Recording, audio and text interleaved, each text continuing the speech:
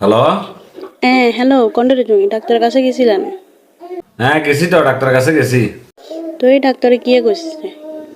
ডাক্তারে গিয়ে করবো, ডাক্তারের পরীক্ষা নিরীক্ষা করছে, করি হেরার করছে আমি কদিন রেস্টে থাকেন।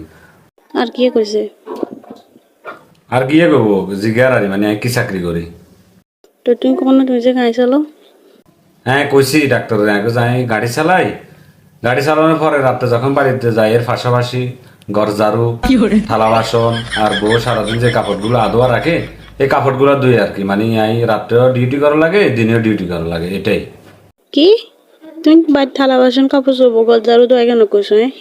মিছে মারা কার লগে সংসার করে কি আশ্চর্য বিষয়, তো ডাক্তার কইছে জিজ্ঞাসা যে তো কইছি আগে মিশা কথা কমো নাকি ডাক্তারের? তুমি ফালতু বকা করছিলে, আমি কিছু বুঝলাম না।